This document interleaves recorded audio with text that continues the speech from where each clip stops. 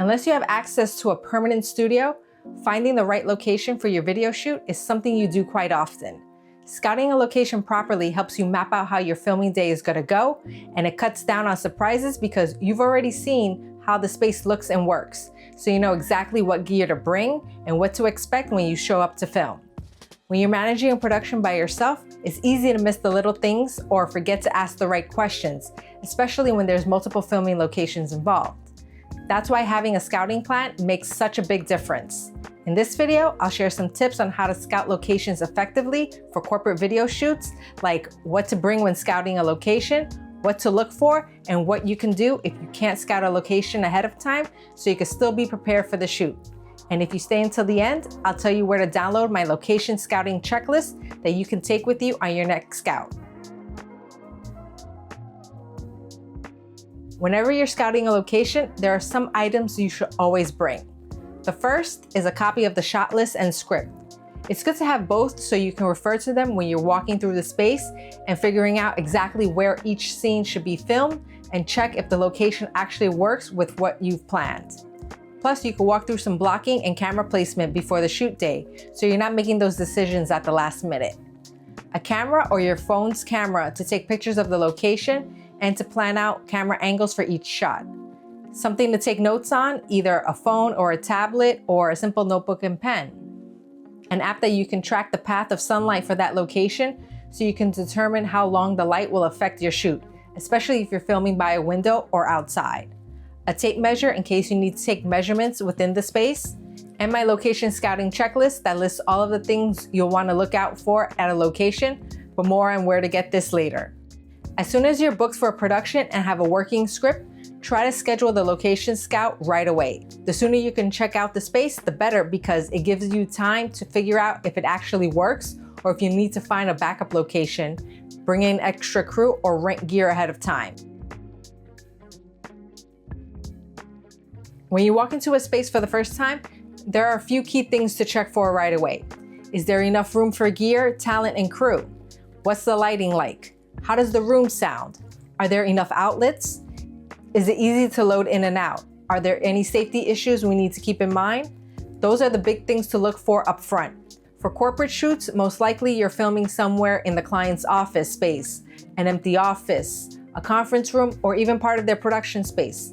So chances are you'll have to build your set using whatever's already there and getting creative with it. You want to pick a space that's well decorated and free of clutter or distractions.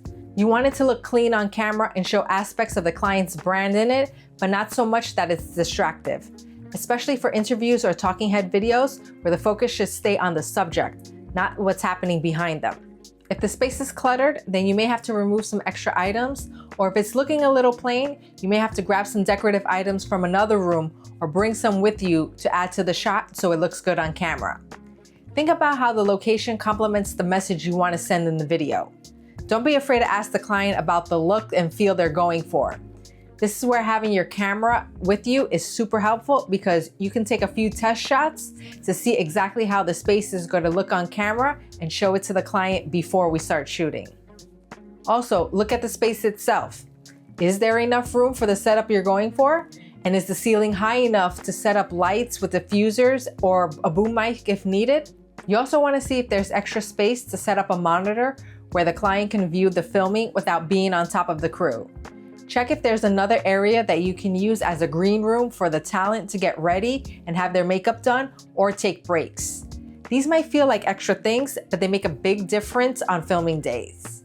For lighting, look at what's already in the room and check for natural light. Are there any windows, and which direction are they facing? Do the windows have blinds or curtains in case we need to control the light coming in from them? Look to see if the light is forming any shadows or harsh spots onto the filming area. If you're incorporating the existing lighting, make sure it's not flickering or casting any weird colors on camera. While you're in the room, stop and listen for a few minutes for any potential sounds that could affect the audio. Is there noise coming in from the air conditioner? Can you hear people talking in nearby rooms or hallways? Can you hear the elevator or any sounds from outside?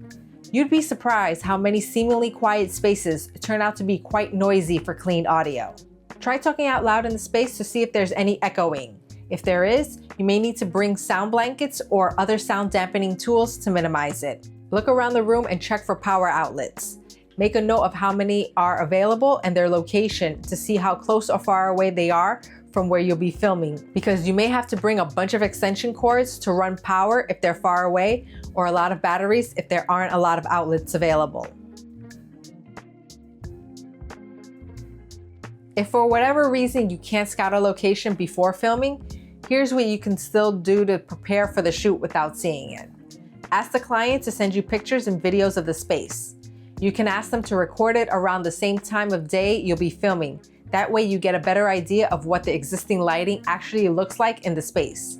Or even better, you can schedule a video conferencing call with them so they can show you the space in real time. Once you've got the visuals, ask specific questions about the space that'll help you plan your setup. Ask about the windows, the decor, the power, any time limits you may be given at the location to get a feel of what you're working with and what you may need to adjust for. And since you won't be seeing the space in person, give yourself some room to adapt. Always have a backup plan and pack a few extra things like light stands, extension cords, batteries, and additional camera gear, just in case. It's better to have options than get caught off guard by something you didn't expect.